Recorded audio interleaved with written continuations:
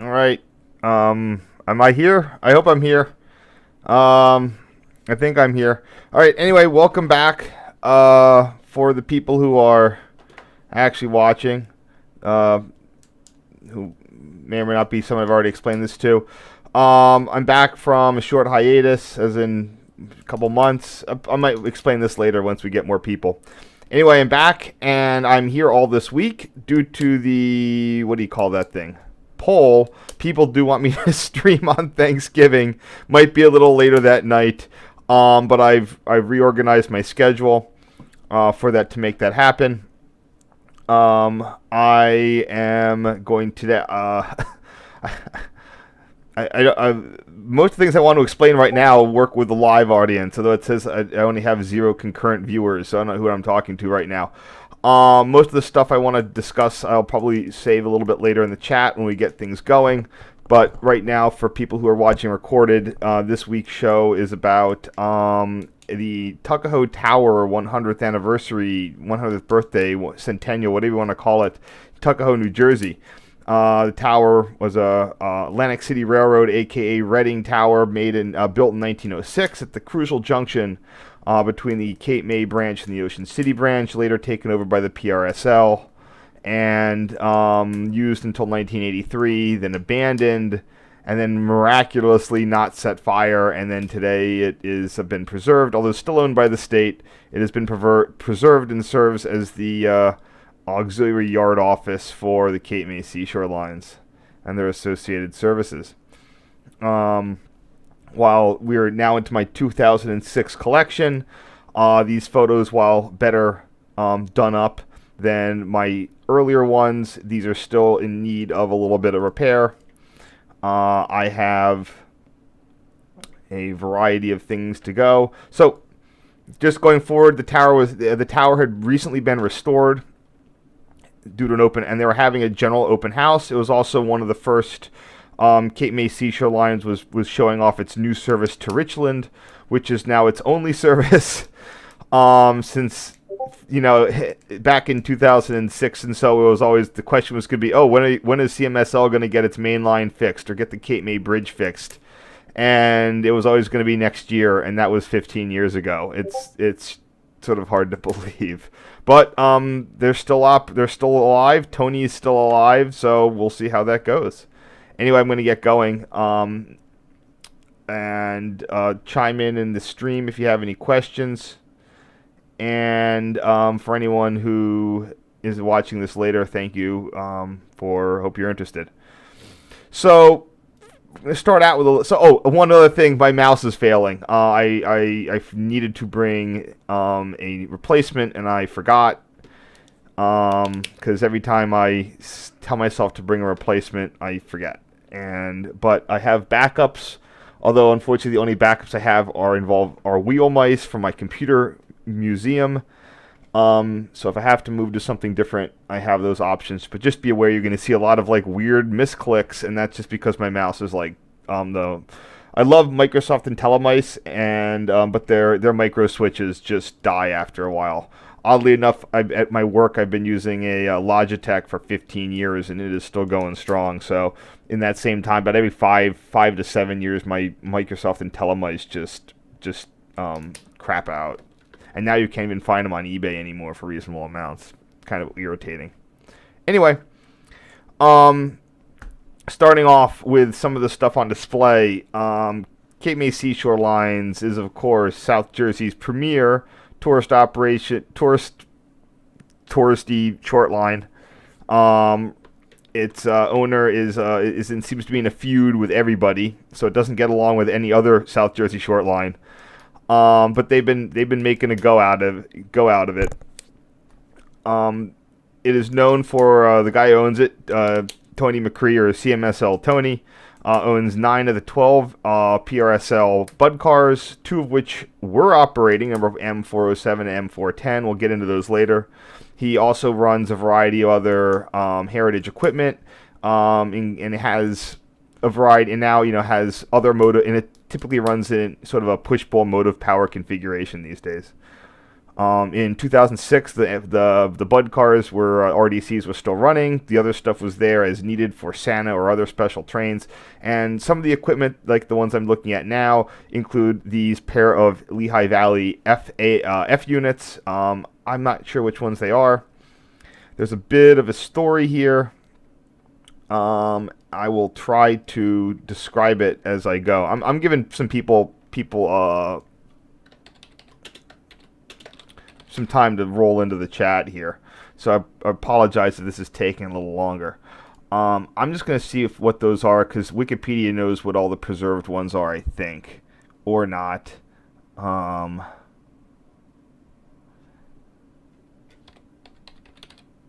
But I just want to try to find which ones these are before I launch into the story.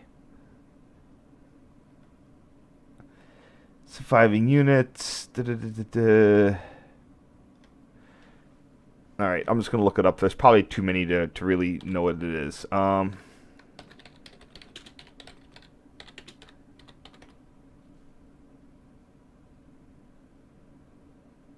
Wait, what? 578, not 87. Okay. So, F7As. There we go. And I guess it's 576 and 576 and 578. This is 578 with 576 behind.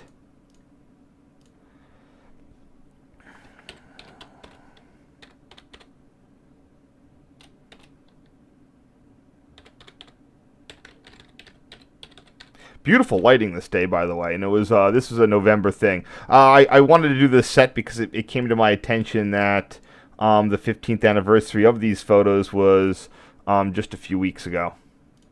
So that's why I was thinking of doing it back then, but the mouse issue, and I didn't have a lot of time that day, and then I was like, oh, I'll do it over in November, and I'll fix the mouse, and then I forgot to.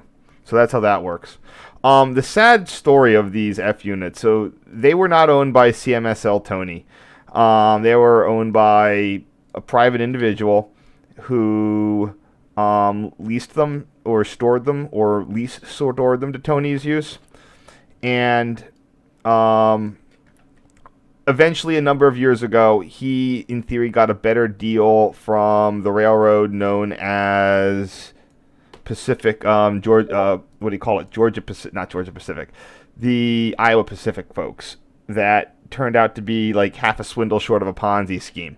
And that operation went completely bust. So he leased these to, and they were down in Mississippi for some reason. For those of you who don't know, the Iowa Pacific was going to be a national short line, sort of a conglomerate where it would operate tourist attractions of various types of passenger rail all over the country, and it would find, what do you call that, economies of scale. Well, the operation didn't work out quite so well. They went bust. He didn't sell them those units, but he leased them to them, or whatever the agreement was. And now they are stuck in Mississippi with, and it would cost some four figures to get back.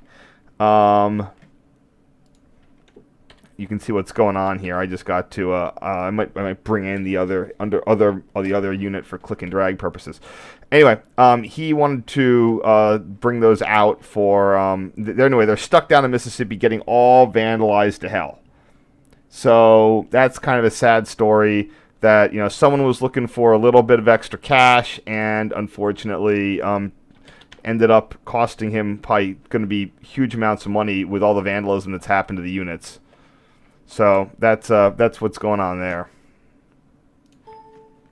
Anyway, this was just a USNS H2 searchlight that someone brought to the party.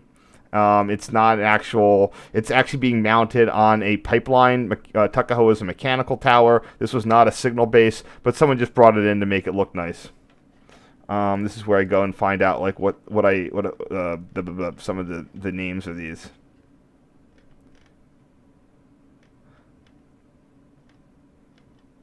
Huh, I guess I deleted that one because I didn't think it was necessary.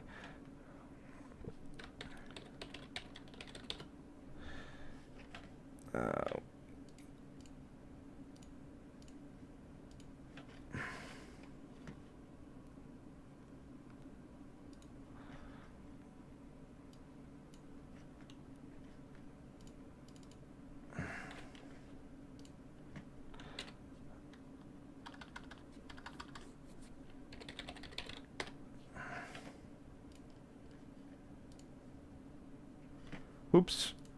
Yeah, you can see this is going not so well, but whatever. I'll work through it.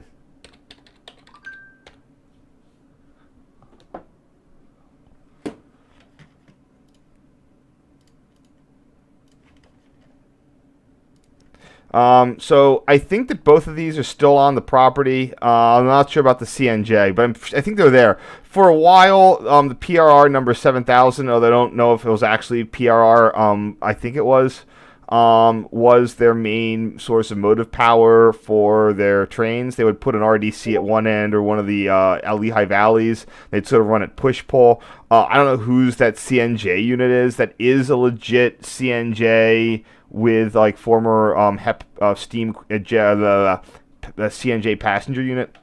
Let me see if I can run that. Who's that number? 1523. I've been down there, and I think I said, I'm pretty sure it's legit. They had a bunch of semi-passenger, sort of dual modes, not dual modes, like dual purpose machines.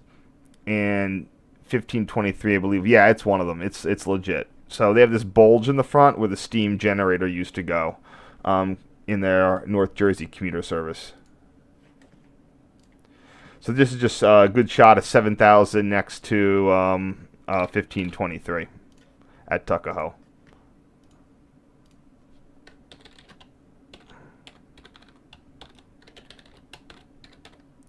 I'm pretty sure both are there. And I forgot to rename that properly. I had been down to Tuckahoe somewhat recently. I had a family friend who would give me semi-off-season access to a shore home down in Stone Harbor, New Jersey. And unfortunately, he started living there, so it sort of became a little harder for me to just roll down and go to the shore house with friends. You don't want your dad's, like a septuagenarian sort of judging you. So I last went down there, I think, in 2017 or 2018, and then unfortunately he moved down there full time. So there you can just see the restoration job. I have some film photos of Tuckahoe from very early on. I've actually encountered this tower when I was down there for a sort of an academic summer camp thing way back in 1997. No, that's... I don't even know where those photos would be. I almost positive I scanned them, but I don't know where they went. In fact, go away. I do know how to find them, though. I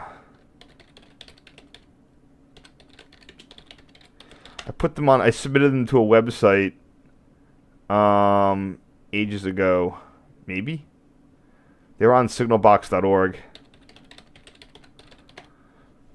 I gotta scan some of my old film photos. Jesus, I haven't been here in ages.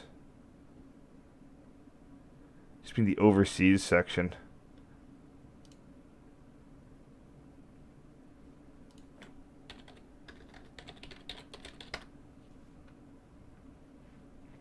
Huh, maybe it took them down. Probably.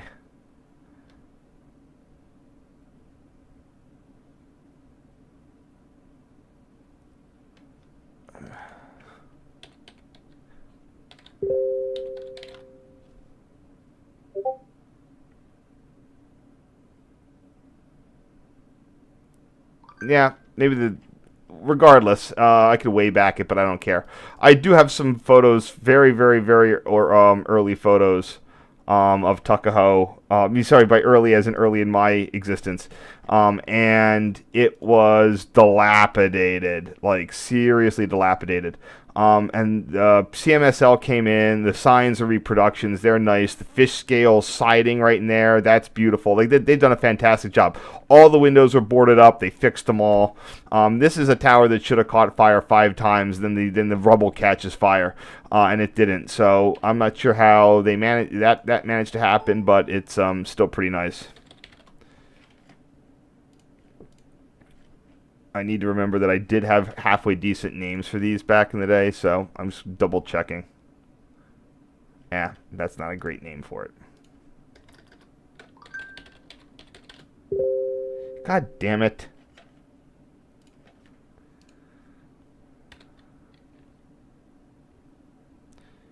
Oh, this also reminds me, is this north-south or east-west? It is north-south. I always forget that South Jersey stuff is north-south. You know, because Patco, the transit line, it bills itself as east-west, but the original Atlantic City line is north-south. So in New Jersey, you always feel the shore is east and Philly is west, but from a geographic point of view, it's almost a 45-degree angle. Northbound.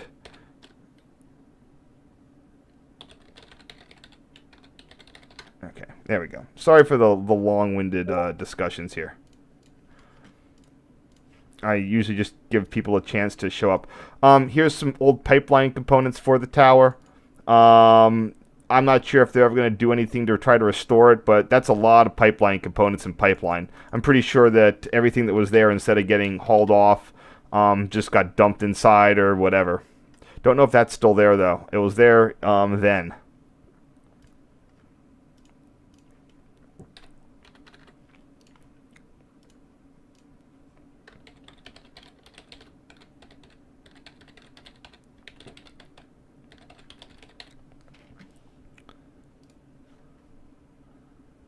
Oh, I just called it pipeline junk. I will probably just use that name, because why not? I really need to be looking what I used to use. Yeah, that's good enough. Next. Here we have inside. I'm trying to get my bearings of what am I looking at? I believe this is in the first floor looking down. Because there is some of the levers acting on the these go up and down. They make these cranks rotate. Those square shafts exit the tower and then go into the front. So this is on the ground floor. I might just use the original thing. What is this? Oh, it's just the inside pipe. See, but the wiring harness is right there.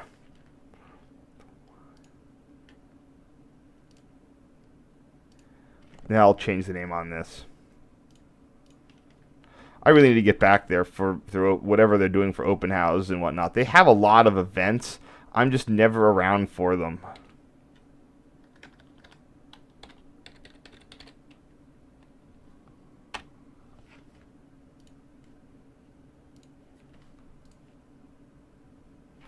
That's pretty small. Oh, hold on.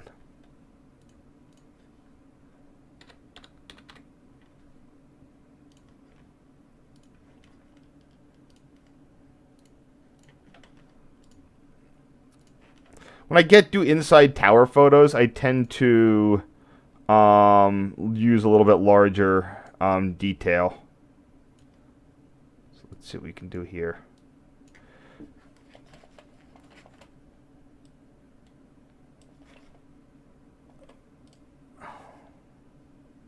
That looks good enough. So here we have the pipeline connections.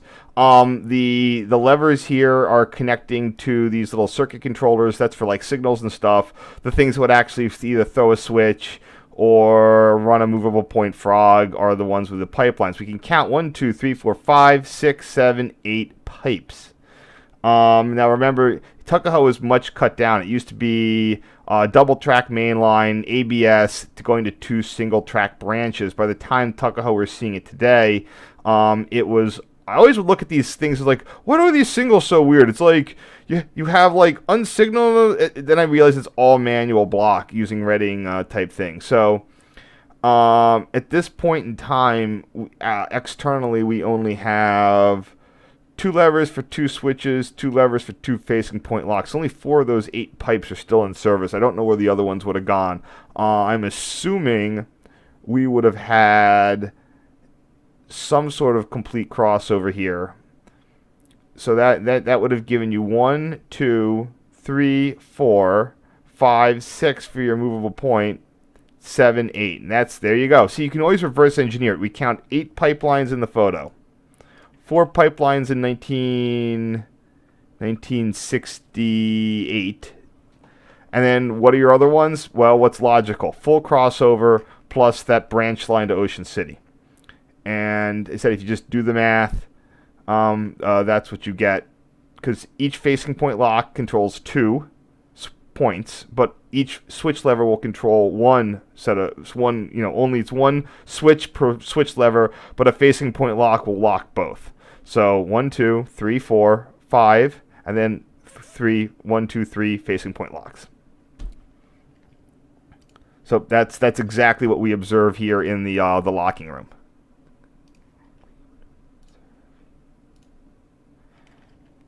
I'm just gonna continue with using the stuff that I used here. My original names.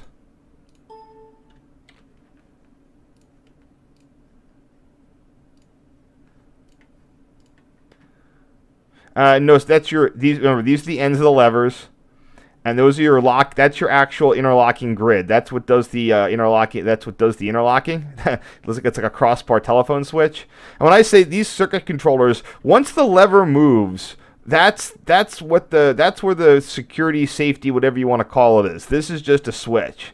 So once you can move that little rod to turn that circuit controller, there's nothing else to stop that from moving. By the way, look at the wonderful wall lining. What do you call that? Damn it, that has a term, but no, it's not siding. It's just like wainscoting or something. That's just like, this was probably a very cheap structure, but that's the type of wonderful craftsmanship you get 110, 115 years ago. Just another a closer view of this. This is my old camera too, man. I could probably get some really nice stuff here with my new things. I'm not sure I have a front view of that, but there's your grid, and this is not the type of thing that the US&S got the patents for the Saxby and Farmer type method. This is a different kind of interlocking. This is the other kind of interlocking method that would be miniaturized in the general railway signal type pistol grip machines. If you pull the front away, you'll see the same sort of grid right there.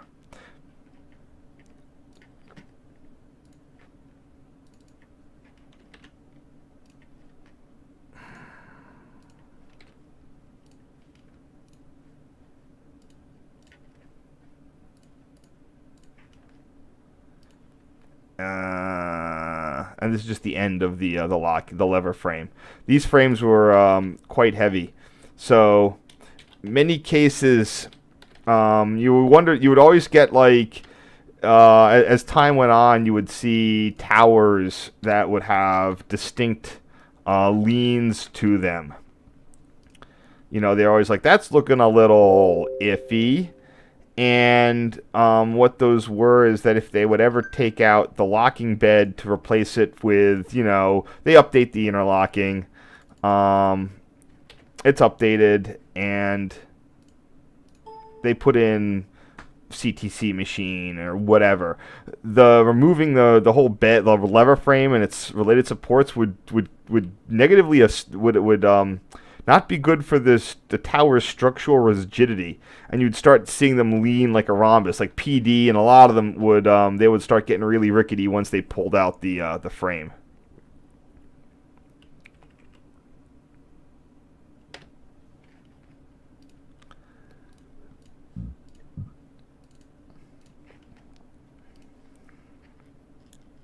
I mean, here we have them lettered. That's like 10.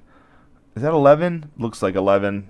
How many? That seems to be a lot there. 28 lever machine. Okay, this is about halfway down.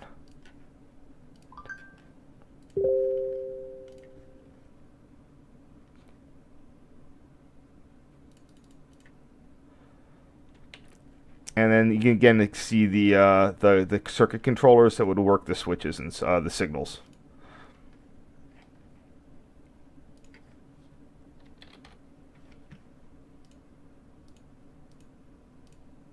Dun, dun, dun.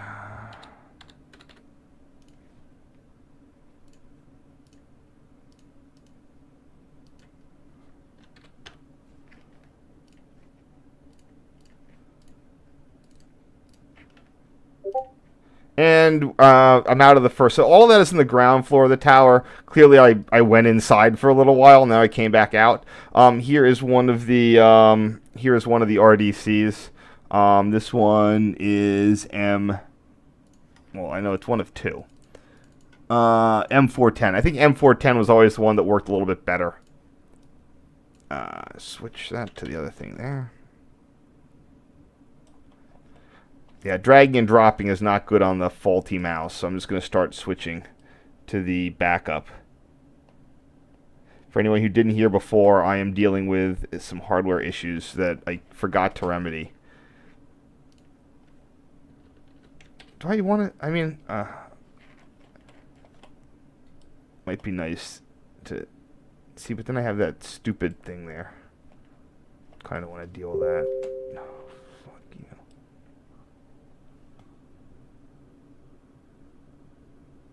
There you go. Little past peak this time of year, but that's still nice.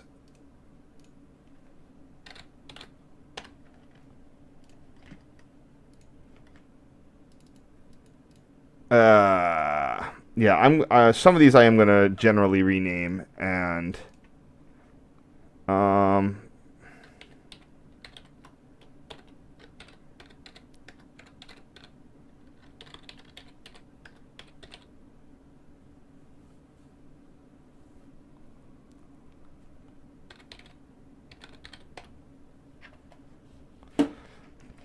problem is that you got to be careful to not exhaust the namespace.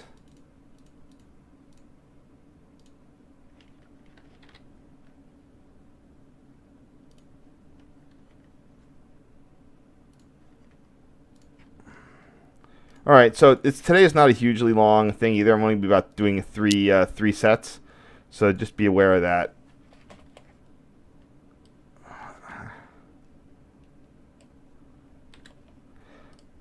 I'll check to see if there's any questions in a second.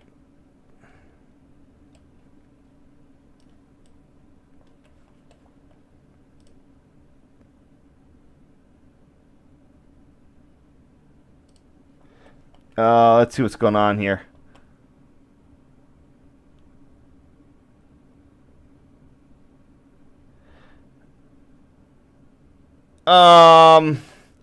So part of the issue with commuter rail and down to the shore, I mean, there are people that are there. The shore traffic was always designed to support the shore as a working class getaway in the style of Brighton Park or any number, or even the Poconos, the what's that thing in up in upstate New York? Not like the Catskills, but there's a different word for it. The Borscht Belt up there. Probably just the Catskills, but there's a different word for it. To a degree, the Adirondacks, but not really. It was a thing that was destroyed by both the Atlantic City Expressway and then airfare. So the people in the Atlantic, it was, while toward the end of the 80s, this service lived as quote unquote commuter, and the service was terrible. Like, it is shocking how bad the service to Ocean City and Cape May was between 1968 and the end of service in 1983. You were looking at a single round trip a day. This tower and all the other associated accoutrements, Winslow, Tuckahoe, all the manual block, the cab signaling, all of it was there to support on the order of 1 or 2 round trips a day. I think Atlantic City had 3 peak direction trips, and the Cape May system that we Cape May, Wildwood, Ocean City would have either one or two, one trip off season, two trips during the summer. It is baffling because you look at the books, you read the books, and the PRSL has, you see, just it looks like there's just tons of service because you see all the pictures. You see in the later chapters like, today Bud RDC's at Tuckahoe, today Bud RDC's here, Bud RDC's there, and you don't get a sense until you see a schedule, which I have schedules from 1968 through the 70s into the 80s, and there's that entire like 15 years there's no service except one round trip a day, maybe two, and you're sitting there and it's just this is ridiculous. How did this keep going? The whole system was designed to transport Philadelphians to the shore for vacation. And when that went away via the Atlantic City Expressway and via airfares, that sort of cross-subsidization that you got from this passenger infrastructure just sort of went away. Now, I'm not saying it's good that we have an Atlantic City rail line. It's good to get to Atlantic City. There's a lot of people who work there. Getting down to Wildwood, Cape May, I'm sure that this sort of service might see, as we try to do more things with reducing vehicle miles traveled and stuff like that, there could definitely be a resurgence of transit options to the shore points, but it remains to be seen. It'll be interesting to see what happens, especially since you really don't have the ability to run a low budget service anymore. It would have to be fully featured, cab signaled, PTC stuff, high level platforms, ADA compliant, blah blah blah blah blah blah blah. And is there the demand to get down to Ocean City from centralized areas at the railroad schedule? I don't know. Wildwood, maybe. Again, it depends. It depends on how we go. It depends on how, over the next decades, how fuel prices are. It depends on how airfare, the costs of airfare. I don't mean to be long-winded here, but it's just, it's fascinating of that there's definitely rose-colored glasses in regards to how this service was operating in its final years. By final, I mean post Jets and post Atlantic City Expressway. That would be anything like after the mid 1960s. And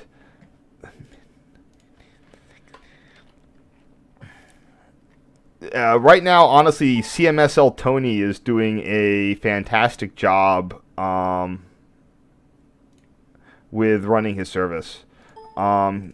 Despite his attitude towards certain people, despite all the setbacks with the thefts and the vandalism and the towns hating him and getting in trouble with Conrail and New Jersey Transit for his sort of semi-flagrant rules violations, he's done an excellent job of keeping that service running and seemingly profitable. If it wasn't profitable, he would have gone out of business by now. And the dude who took his Lehigh Valley engines and threw in with Iowa Pacific is the one who's ultimately looking like a fool.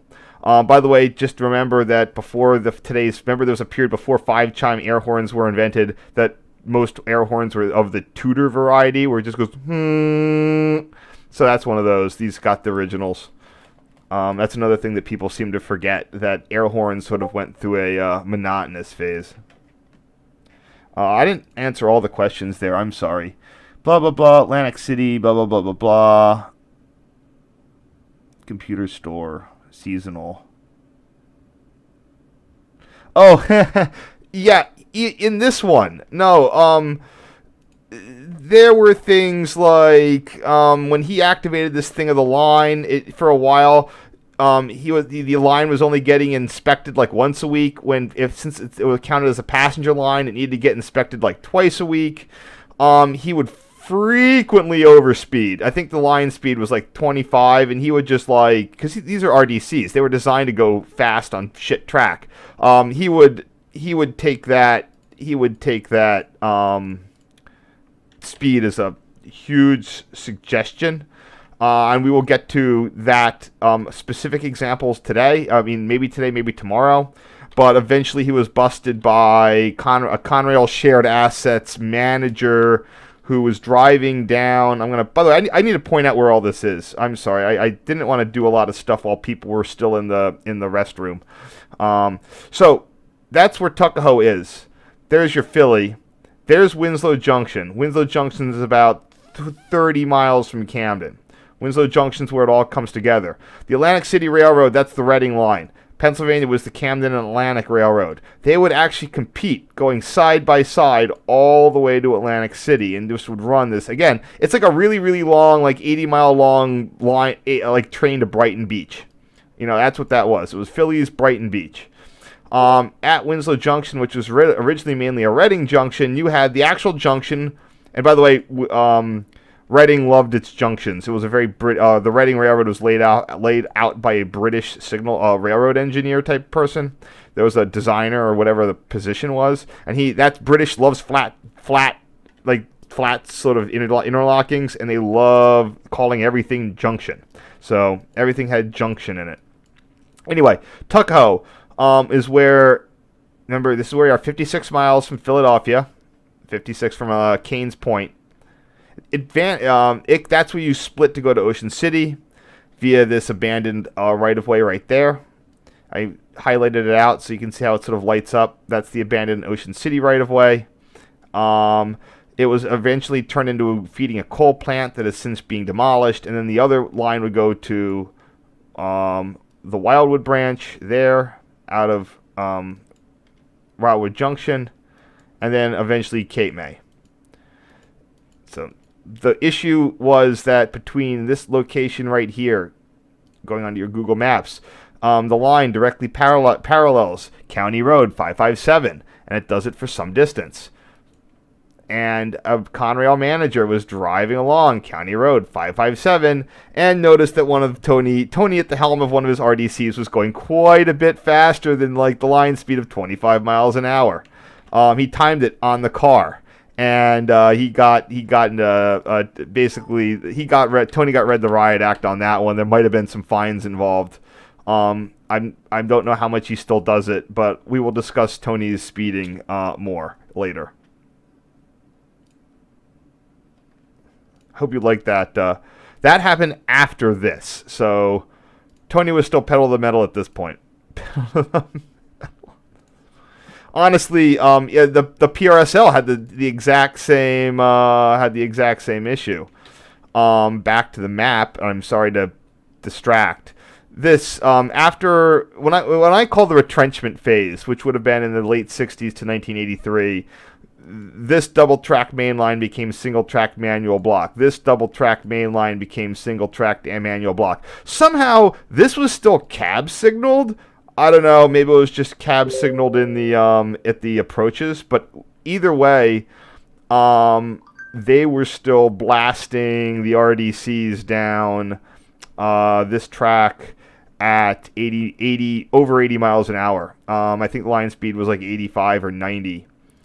And at some point the ICC showed up and it's like, dude, this track is like falling apart. You can't do that anymore. I don't know what year that was. It was definitely during the PRSL. I'd have to look up through a book. But that's when it got blasted. That's when it got knocked back to under 80. In 1968, Tuckahoe interlocking was passengers was 70. But I don't even know. Remember, this is also the era of like, you just ran it as fast as you wanted, or as fast as the engineer thought was reasonable and prudent. Either way, the other one, I think that was rated for 85, and they came in and says like, nopes. And that was again beginning of the end of the service of the commuters that they had. That's when they definitely started to lose them, when the service began to degrade.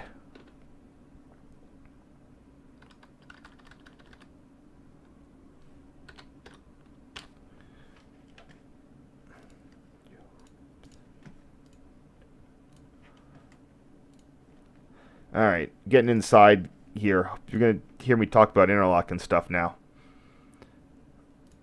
Hey, M410's outside.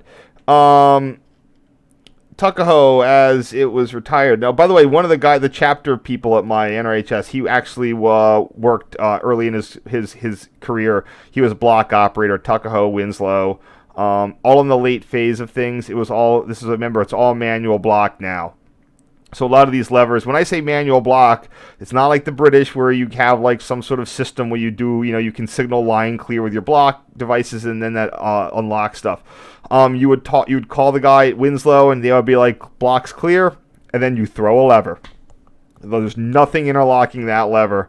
It's gonna be what it is. Now, I mean, there might be something with, like, if there's an approach circuit, you might not be able to clear it if there's an approach circuit or something with that. In this one, you can see the approach. You might have been able to give, like, a caution. I don't know how that exactly worked, though.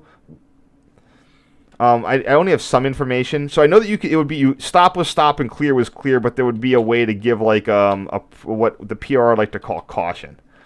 Anyway, it's hard to see here. The yellow levers are your signal levers. White ones are spares from the back in the day. Black is your switches. There were 2 active switches at this time, and each switch was equipped with was associated with a facing point lock.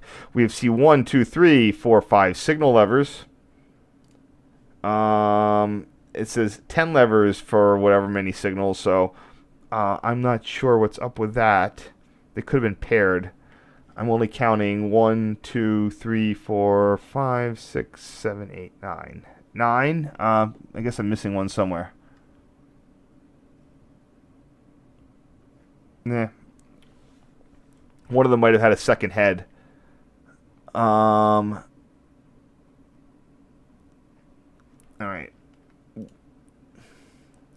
We'll do it bit by bit as we go past each one. And by the way, this is, I have a picture of, I got into this tower in 1997 when it was locked up. The door was left open.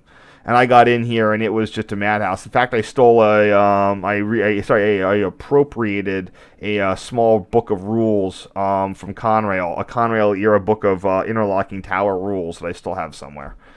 And the place was just boarded up and falling apart and everything. And it is now much better. I don't know. I wish I knew what happened to those photos.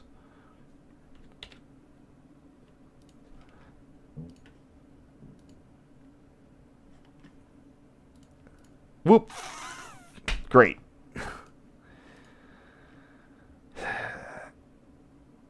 Sorry about that. Closed my thing.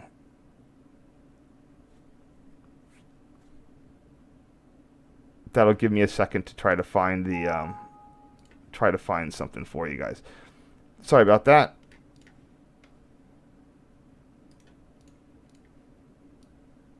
Okay, here's the other one.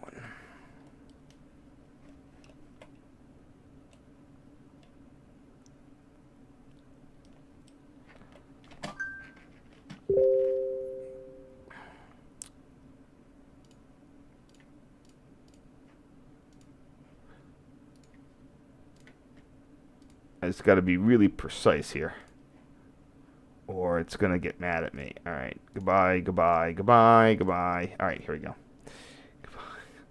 And I'm sorry for if some of this is taking a little longer. I have these things are a little more closer to home, so I have some good knowledge on it. I'll sort that one by date just to see if I can find the original photos I have from this. Again, I was sitting here. We see a whole bunch of the other stuff from behind the machine.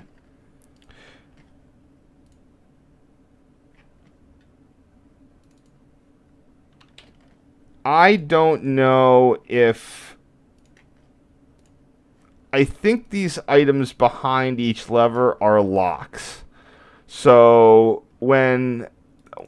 in a normal mechanic... in a mechanical interlocking, stuff's mechanical. Duh. But how do you handle track circuits? How do you handle all, tracks? Mainly it's track circuits. Or how do you make your electric signals do things? that's what these things are for. There would be solenoids in there, so when your track circuits were occupied or whatever, it would lock out the facing point locks. It would lock out, whatever the stuff was. That's where your conditional logic would be, how they grafted that on to a lever frame.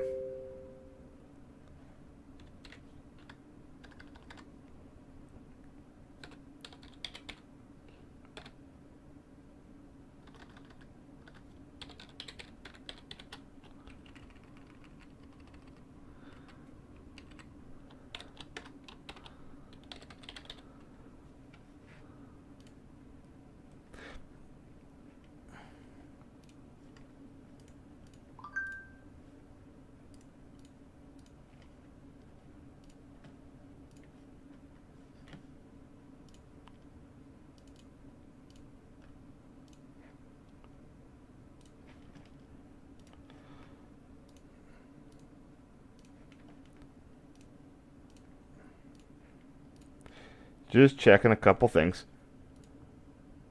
Yeah.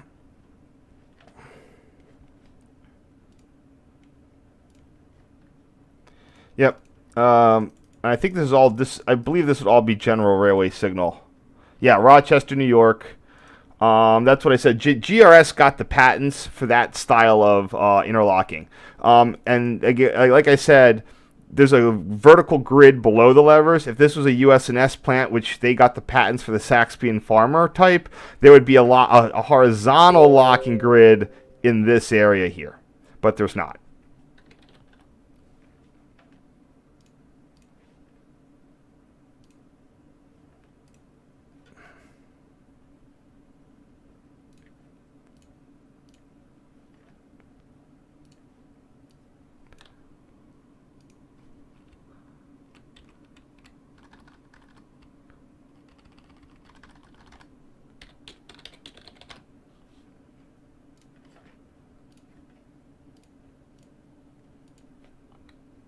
Oops. There it goes again. Need to be careful with that.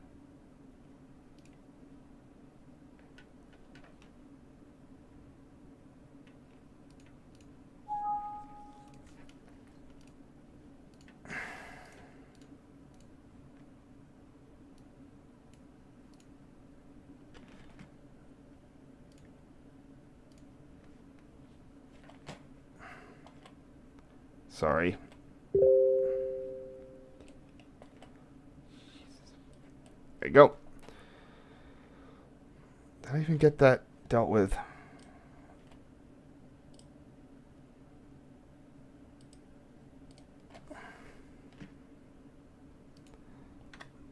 What I wanted to do was make that southbound. Anyway.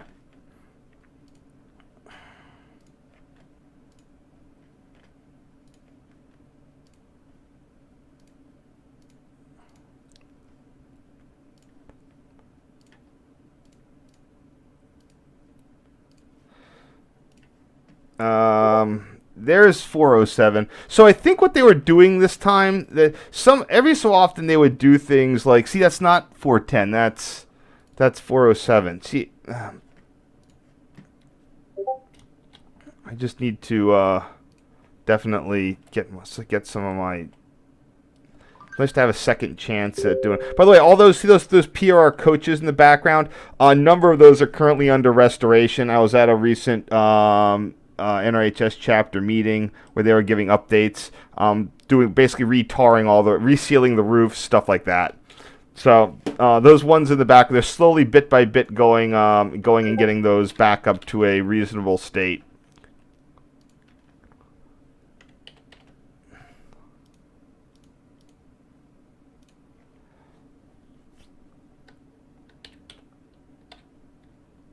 So I believe what they were doing with these was that they were going to simulate the RDCs doing a split join maneuver. So that's why both M407 were out at Tuckahoe. They were doing some sort of split join thing. They've done that at night. That's one of their go-to attractions. They'll have a special thing where they go and they have the double RDCs split, and because that's what the PRSL used to do. they would have a train of RDCs that would split at Tuckahoe, Wildwood, whatever. In hindsight, it makes me wonder, like, how do you crew that? You know, instead of, it's just, I know you can only have to run one train, but the train would have to have like 18 guys on it. Just makes you wonder how they work that out. It's back in the day where labor, again, one of my refrains, labor was cheap, stuff was expensive. It was cheaper to put 3 engineers and God knows how many conductors on a bunch of Bud cars and split them up than to, I don't know what the alternative would be. Now, if you're paying those crews, you might as well just have them run 3 round trips instead of 1 round trip. It was bonkers. This whole system was insane.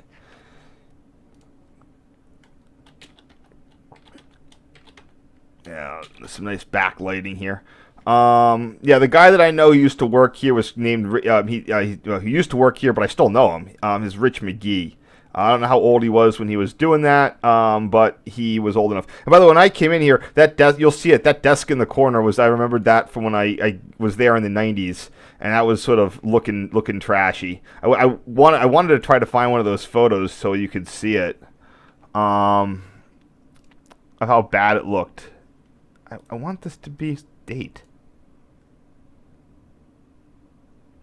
I might be able to find it. Nah, maybe not.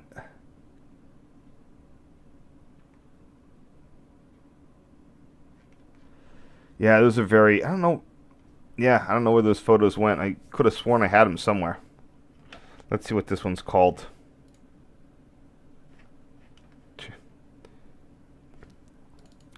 Yeah, I'm going to rename that for sure.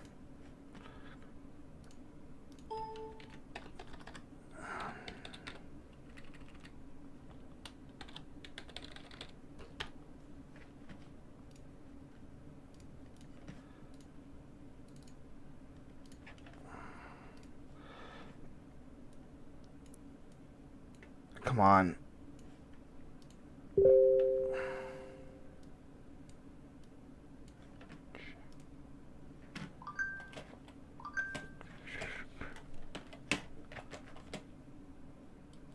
What am I doing here? All right, there we go.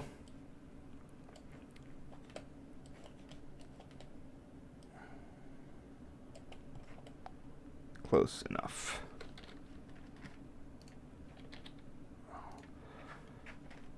They were running trips most of the day, so don't worry. We're going to get on an RDC at some point, probably tomorrow. What's this one? Is this 407 again? Did I misinterpret this? No, that's not it.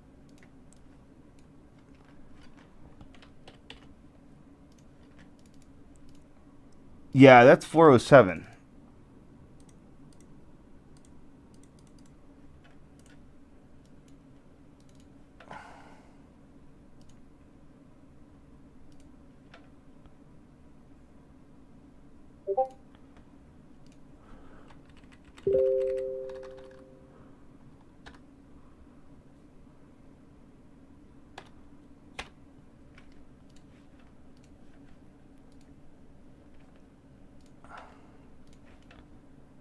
All right. Okay. So here we have levers.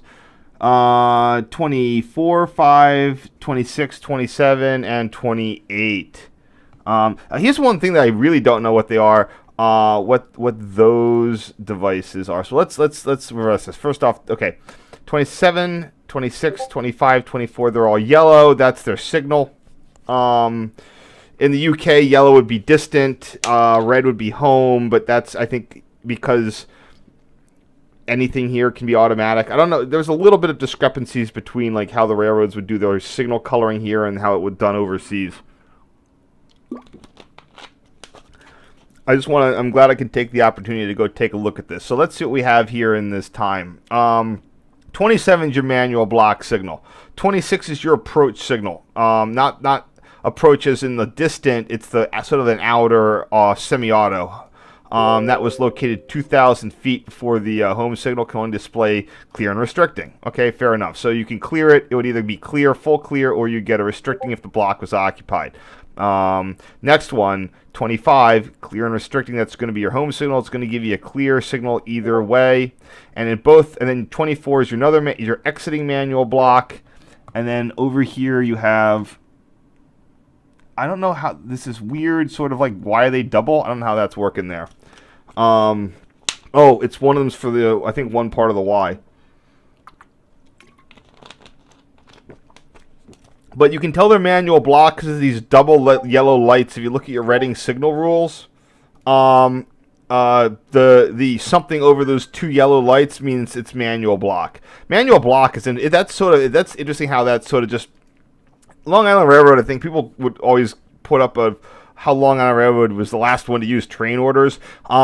Their main thing is manual block, and that's what people don't quite get. That you had some sort of orders associated with it. But the neat part there was with the manual block. So let's just see here. So the ones that have the special little lock thing on them, I think, are 25 and 26. So if we go here, 25 is that. 20. Okay, they're in a line, so I'm not sure what that was for, but it did something. Let's see. Yeah, I don't know what those little extra boxes on those were. But it makes sense that they would be 25, 26. 24, 27. 27 is the manual block going out, and 24 is the other way. So, all right. I can't really say much more about that, but next time I'm down there, I'll try to ask someone about that. Of what those little extra locking bits on those were.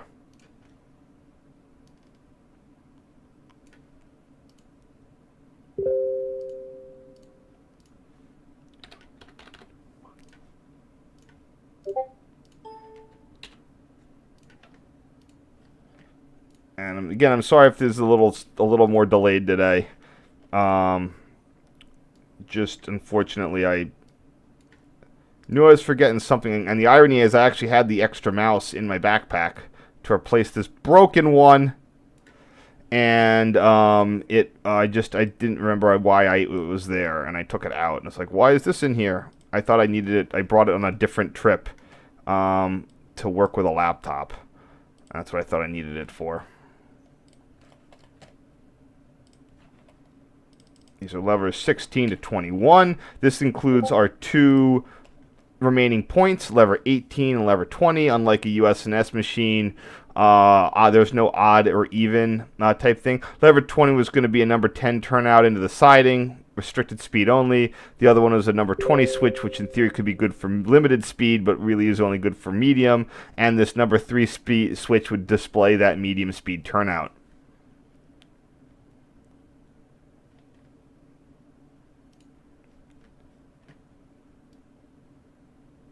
I don't know if the trains making that diverge going towards the Ocean City branch would get a restricting, or how that was handled.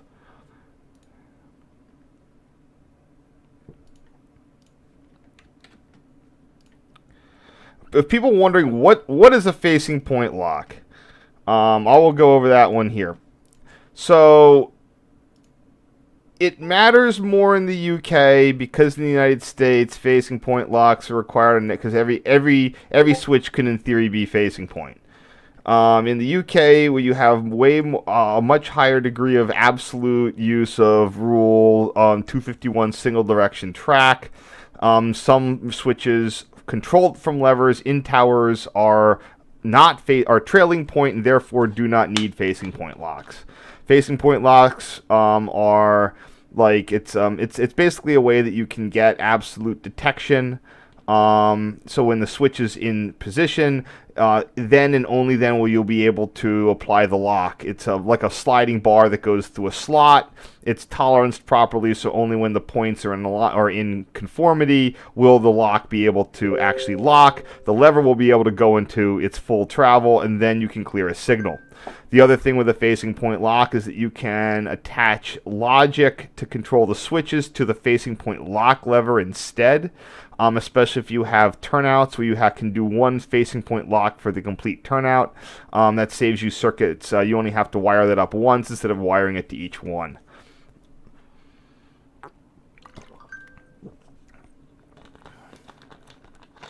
So as you can see here, these two black switches, the switch levers, number him and 20, 18 and 20, not 8 and 20, 18 and 20, no lock controller behind them. But there is behind the facing point switch. That's because if you have, let's say, the switch track circuit is occupied to lock out the switch movement, that locks the facing point lock, not the switch lever. I don't know. I haven't been there. I would love to know if they've done a repaint on these. I mean, it's nice that they've kept it sort of unrestored. But at the same point, I think that people would enjoy them much more painted. They're supposed to be painted. So we'll see what they do. I mean, I haven't been in there in ages. And here we have the last little batch of levers, 10 to 16. Well, I don't think it's the last batch. Come on.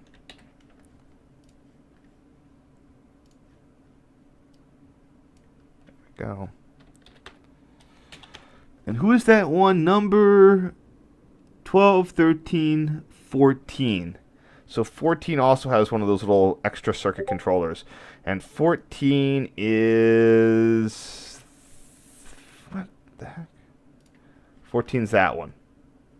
What? I'm not sure what track that governs or how that works. I think it's the inbound to 3. Nah, I don't know.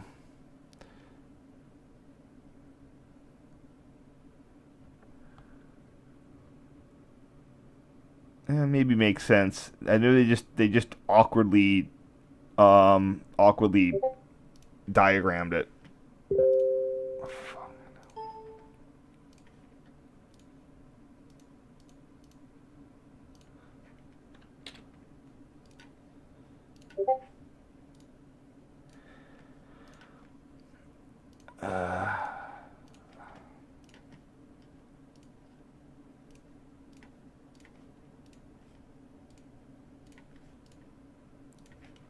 All right.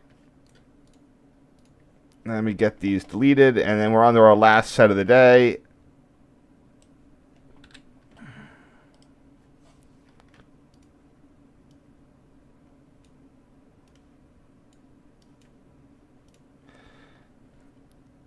And let me see if we have any questions in the chat.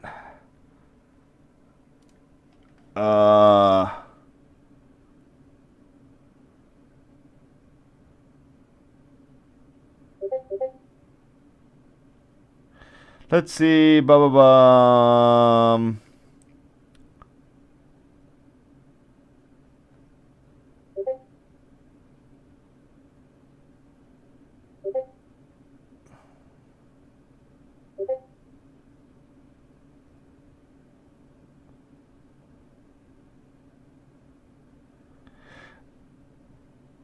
yeah, no, I even forgot that I needed the GoPro. It's been, well, last year I didn't do the thing. And honestly, for the couple years before that, the GoPro footage I was getting was it was getting a little samey. So what I would always do for people who don't know, I mean, you're on my YouTube channel, so you might know, I would, to be able to do stills and video at the same time for the Amtrak Thanksgiving holiday rushes and extras and stuff, I would just mount the GoPro to me, and then every train that came by, I would get both stills and GoPro. The thing is, so first off, I don't even know if they're running a special service. So what the heck am I carrying? Two. Okay, here we have 5 and 1, 2, 3. 5 is that one, and 3. Which ones don't have those? That's what I want to know. Actually, all 3 of those have it. Yeah, I guess it's something almost every signal has. So I don't get it. I don't get what's going on here.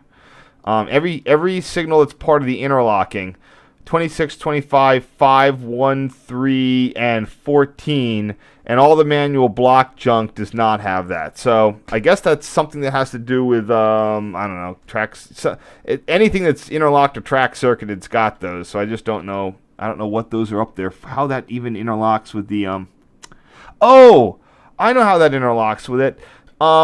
here's another quick thing. Yeah, the interlocking is not on the levers. I mean, at every lever it is, but what it is, it's on the little handle. You won't be able to pull the handle. It's not like you crank back on the lever and something stops you. It's because you have too much leverage. The handle is what does the locking. That unlocks if the lever unlocks the large lever, but also engages with the interlocking logic, the grid below the floor. So it appears to be that this little boxy jobber there is on the stem of this, and that might have a solenoid or something that engages with it to lock it. Maybe it's a timer. Maybe it's like a rundown timer. I could see that. I'll have to ask. I know Rich McGee. He should be at the thing. I can ask him tomorrow. There's going to be a virtual meeting.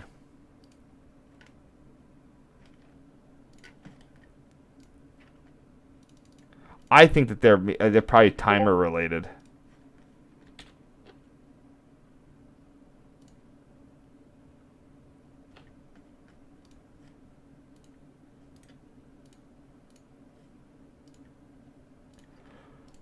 Alrighty. Yeah, here's the table. This was in there like in a pile of junk when I saw this in 1997 or whatever. And it now looks a lot nicer. Or now, as in 2006 now. I don't think it's... I'm betting it's... The tower only has to be better at this point. But this was a huge save.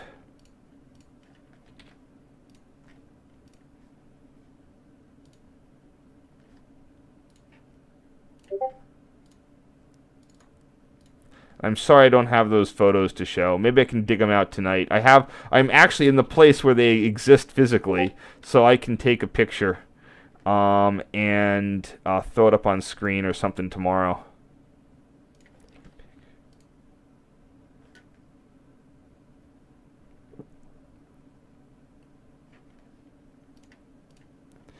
All the RDCs seem to develop this habit of turning into a steam locomotive. The Red and Blue Mountain ones are just they're making a smokescreen worthy of a World War II World War like a Navy battleship trying to evade capture.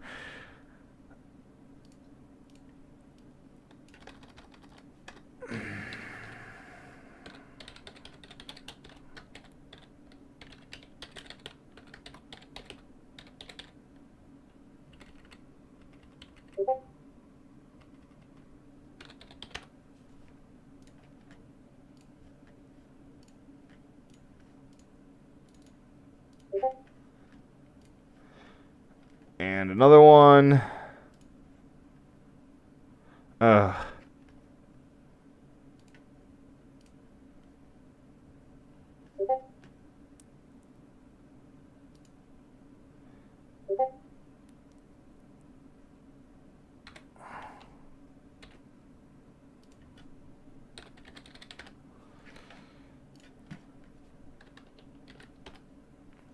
It's nice that most of these photos are good and don't need a lot of cropping, although I should crop this one.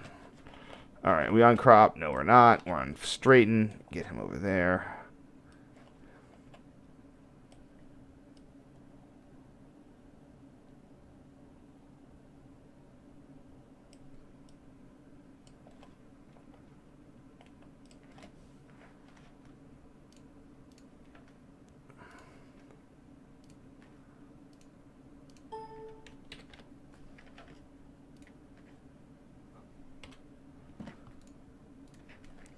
Of course, I'm sure some people out there was like, oh, if you just use Emacs, yeah, if I was just using some sort of Linux program, I wouldn't need the mice at all. Because I'd be doing all this from the command line after spending 10,000 hours mastering the skill.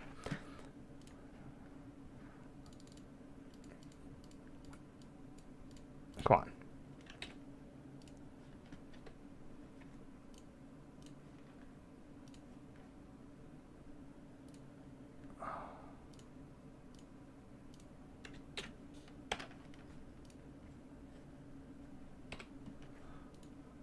Next. These are just the close-ups of all this stuff. Let's see if there's anything. I told you these are clearly general railway signal. Is there anything more in this casting? It says T R. I was thinking it could be Taylor Railroad Signal, TRRS company.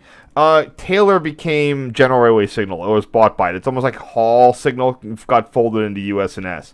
So these would have been original from the machine, from the start of the machine. So that could be the Taylor Railway Signaling Company. That this likely would have been built just about when GRS was transferring, when Taylor was turning into GRS.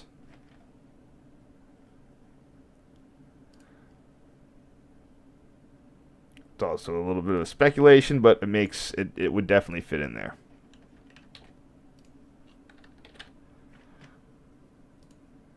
I need to put on my calendar to go visit Tuckahoe at some point.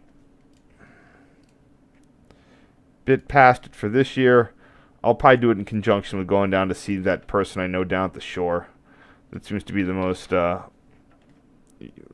useful thing to do.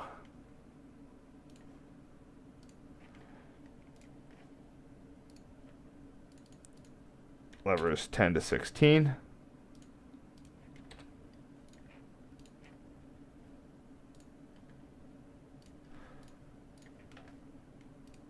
And levers 1 to 4 or 5, whatever.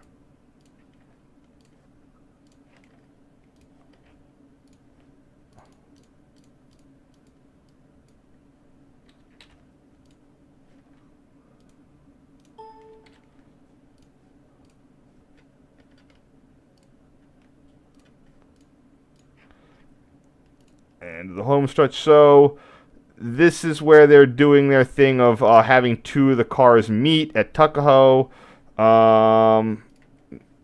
They've done this again. They've done this a couple of times. So this is the Cape May train arriving. God, it makes you just like think. Like, wait a minute. The whole split joint. Now a lot of this is like they could do splits and joins faster back then, but this Cape May train would arrive, pull forward of the station, and then like have to wait for the other dude to couple. Do they go back to the station? No, actually, probably not. So it's still just sort of a lot of hassle. CMSL. I'm gonna just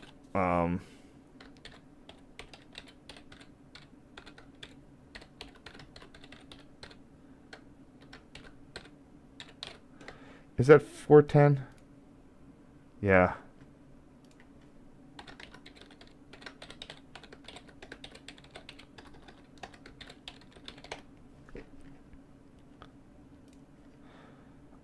I don't have the timetable here. Maybe I can find one. And this is the Ocean City. Just remember, in 2006, that power plant was still being used. So the track down to Ocean City was still kept up. It was only about a year or two ago that they pulled all the remaining coal out of that plant. NS dispatched 4 AC 44 C6Ms to pull it out. That's the most power that's been on that branch in a while. I don't know why it's just like, okay, it's a 90-car coal train. The PRSL would handle that with 3 GP38s. And you're sending like a million, like 800,000 pounds of tractive effort to go yank that out of there. There's CMSL Tony at the operating controls of M407. I can zoom in there for you if you want. I'm almost, yeah, that's Tony. There he is, looking younger.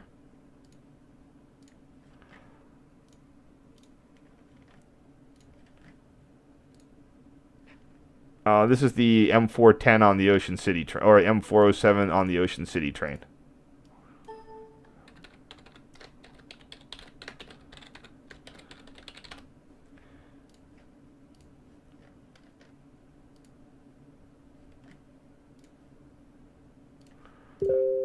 And oops, sorry about that. Let me fix that.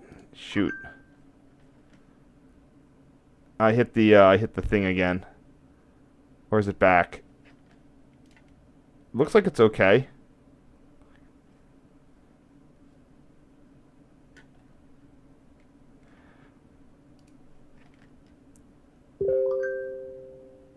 Yeah, if anyone missed that last photo, again, I'm just sort of chomping through these. There's the Ocean City arriving train, and like I said, I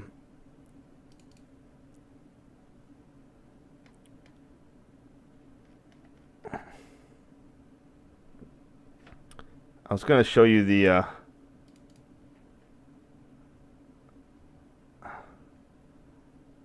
yeah, and if you missed that, like I said, there's CMSL Tony at the controls of M for whatever. Oh my God. Jeez. Go away. All right. Anyway, we are almost done. We were down to 2. Yeah, really nice. It was a really beautiful day that day. I don't know what I was up to. I think I really wanted to come on this trip, so I just made a point to be there.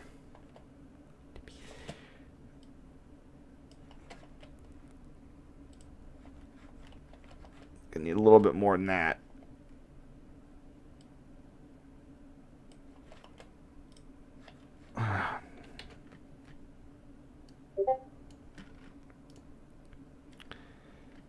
And this one was called I'm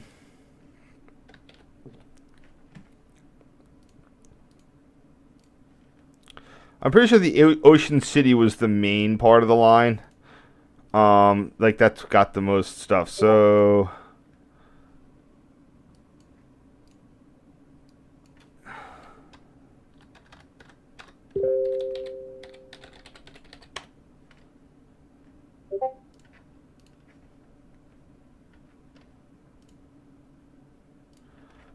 okay. And the last one, passenger boarding.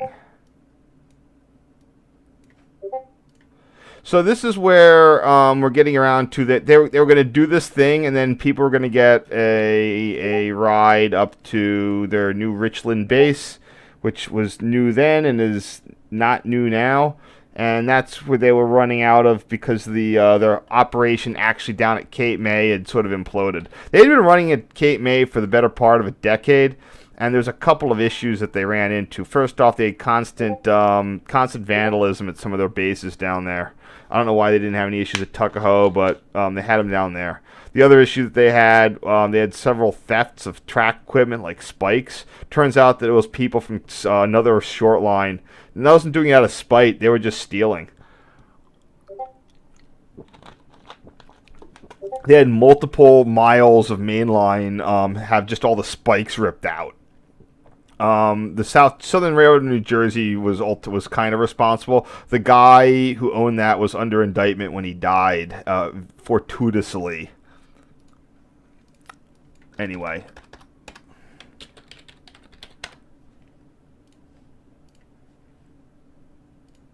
And we're done. Okay, anyway. I'm going to check the answers. Sorry for the slight little extra time. That crossing, all of these should have been working grade crossing equipment. The Ocean City one for sure was working because at the time this was used by coal trains. At this one over there, I think the guy was indeed flagging it because that branch is all like rusted. So good catch there. All right, well, thank you very much. I will be back tomorrow. We will be doing, again, apologize for the sort of slow stuff, but we're going to be doing the, oops, let me get rid of that last section there. The ride up to and from Richland, and then some additional stuff. So I hope that you found that interesting. We got same time tomorrow. Maybe no, might be a little later because I have an NRHS chapter meeting ahead of time. That should be done by 10 though, but just be aware it might have a delayed start. So yep, just stuff. Lots of stuff. All right, you've got a great night. and I gotta tell my friends to be quiet. All right. See ya.